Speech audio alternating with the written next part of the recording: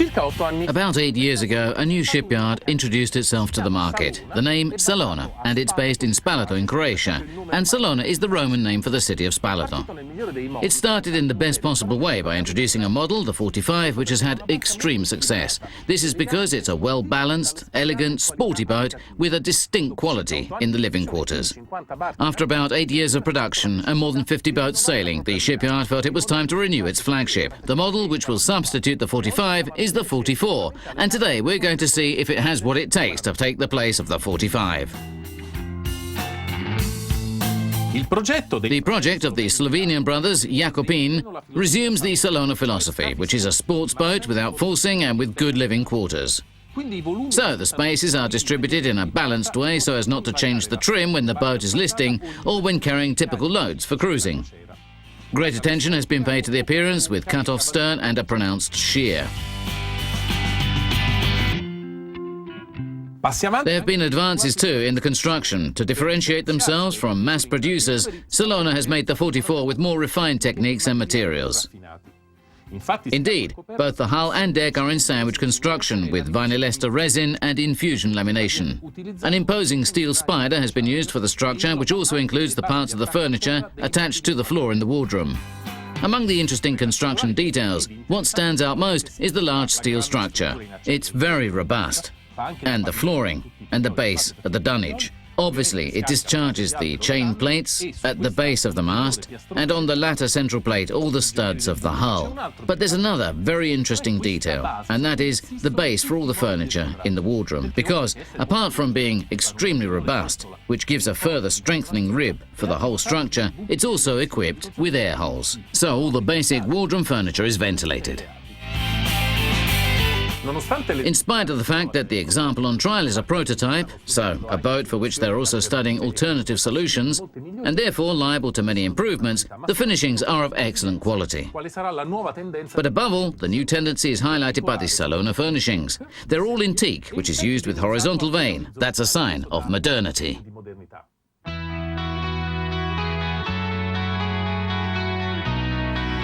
Right from the start, one of the main characteristics of Salona is the distinct sportsmanship of the decks, in spite of the fact that below decks there's a strong inclination for family cruising. This peculiarity is further accentuated on this model. We can see that in this area a bench has been created to provide a greater sense of safety, and this can be easily removed and consequently recreate a completely open bridge. The stern has been cut rather straight. It loses a bit of elegance compared to other models, especially when compared to the 45, but it gains both in terms of habitability and in performance. It becomes a lovely spoiler resting on the water. This part of the mainsail has been organized inside a recess, which means that when the boat is resting it can be covered with teak plates, so it becomes a completely smooth deck. But it creates a slight problem of practicality because some dirt can get inside. Proceeding towards the front, the cockpit acquires width, and it's very interesting compared to the 45, which didn't have them, creation of these two fundamental lockers below the benches. The winches are slightly recessed. The main sheet one is a bit ahead in terms of position, and we'll see in navigation if this brings about any problems. Going even further forward, there's a 3 construction with the stopper batteries deferred, the spray hood which has its own lodging, its own conch, so it can be completely packed away. As always happens on Salona boats, the sports imprint of the deck is carried through onto the gangways, which are decidedly wide and facilitated by a narrow deck house with rather vertical sides. This also allows the sheet lead is more internal compared to the average, above all of the cruise regatta boats. We can see many signs of modernization and updating, and it's one of the reasons why they needed to renew this model. The German-style main sheet is completely recessed under the bridge. It enters at the height of the shrouds and comes out here in front to serve the winches. Then all 5 skylights by Guyot, with generous dimensions, well, they're all flush. The new signature of the deck house, the Salona windows, foresees that these 2 long windows include 3 portholes which can be opened, 3 on each side. Overall, there are 6 portholes which can be opened on the deck house and 2 in the cockpit. In contrast to the latest fashions, the land are internal, and this allows for the adoption of a superimposed genoa, which is the favourite sail for people who cruise, especially for long free sailing. You can also see that the shrouds have been produced round, as also the three-cross mast. Going further on, a good sun-deck space because the deck house has been cut short on the bow, and then an anchor locker which is rather deep that, even if the opening is a wee bit limited, it can also serve as a stowage space. But it's necessary to shift the chain to get something in. That's a shame because the space is quite large. The steel nose, the hatchway, which is completely finished even on the inside, and you can see then the jib winder, which is completely hidden below decks, the bow pulpit on 4 supports.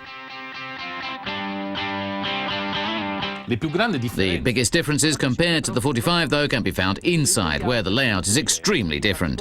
The layout of the wardroom especially foresees an L-shaped galley on the left and a dinette with opposing sofas. The distribution of the cabins is traditional. 3 cabins, 2 bathrooms, with the chance of a charter version having a 4th cabin with bunk beds, in the bow on the left, which leaves the passage towards the bow cabins free. The entrance stairway is in fiberglass so as not to show signs of wear, but at the same time it has wooden stairs which are quite well moulded, and above all it's not too vertical, so quite comfortable to climb down. It's supported by these 2 strong lifelines, and the cover opens completely to show the engine, which has been packed away quite tightly, but can anyway be inspected because it has other accesses on the sides directly from the cabins. It's the galley that highlights the great difference between the layout of the 45 and this one. Indeed, it's L-shaped with a small breakfast bar. It's a solution we prefer because it's more practical when you're sailing and makes the wardroom convivial, the dinette especially. Actually, below the worktop, the hob, you can use this position and cook quite comfortably. There are also many working spaces free, here and here, 2 fridges, a typical cockpit, and the other in a rather unhappy position, let's say, but it's an extra fridge. Perhaps it would have been better to put it somewhere else. 2 deep sinks where you can work well and plenty of storage spaces and a number of various drawers. There are several drawers on this boat, among which this large space, partially obstructed by the deck. The pumps may be moved and exploit this space better. This chart desk is a good regular-shaped top, and especially it's been designed with right angles like the rest of the boat, so it's part of the wardroom furnishings. Even the part destined for electronics takes these shapes. The only thing we don't approve of much is that to chart you have to move, and it's not so convenient. The space for the maps is quite large, considering the type of boat, and then there's this containment block, which is quite functional, although we would have preferred it to be a little bit more ergonomic in order to be able to use it as a lifeline. In terms of the drawers themselves, well, this area is very full, complete. There are these 4 drawers which open onto the chart table, always very convenient. A beautiful drawer which opens under the sofa of the dinette. And then 2 drawers, one of which is very deep, for bottles under the dinette table. The dinette table can be used in 2 ways, closed, like this, so as to exploit just the sofa on the left, or with a simple movement, it opens completely. It becomes very large. It will be modified a little to allow access, but in this way it can be exploited both from the sofa on this side and from the small 2-seater sofa on the starboard side. It's a very practical solution, very comfortable, which quickly changes the layout of the wardroom. In the shipowner's version, the bow cabin is large with a bed and with the headboard towards the stern, but quite large at the bottom too. The storage spaces are abundant. There are 2 tall wardrobes, plus all the usable space under the bed. The cabin is equipped with ensuite bathroom, complete with separate walk-in shower. At stern, there are 2 twin cabins with good-sized beds and a second bathroom with good habitability.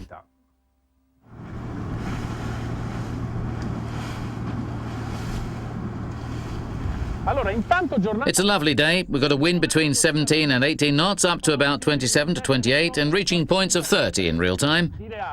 So, a beautiful, windy day. Quite a flat sea, but it lifts off the sea as soon as it moves away from the coast. In these conditions, the first really clear sensation is that the boat is quite compact. It's built rigidly. There's no tension in the rotation or peculiar movements. It's a real missile. Already as we've pulled out the mainsail, we feel the power of the boat immediately. Now we're sailing between 9.5 and 10 knots, but the bow line has given great satisfaction. We could also say that the boat sails well in free sail, but it drags a little in my opinion. The bottom is a bit low at the moment. It may be a question of regulation of the mast, etc. This is a prototype. It's just been fitted out. But it's fantastic, Windward. Windward, it puts itself on its lines. There's no way to make it yaw, stable, and very powerful on course.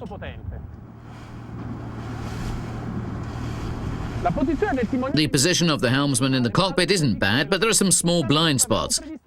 As we had expected, to reach the mainsail you have to stretch out, and it's not that comfortable. On the other hand, though, when a mainsail operator sits here, he has all the space he needs to maneuver. The wheels seem small, indeed the intention is to increase the diameter, but they're sufficient because the wheel blade is well balanced. So there's no need for strong corrections, but at the same time, there's excellent sensitivity. The wheelhouses move well back, so sometimes in some movements you can knock the backstay with your shoulder, but it's not that annoying. Whereas footrests really would be needed.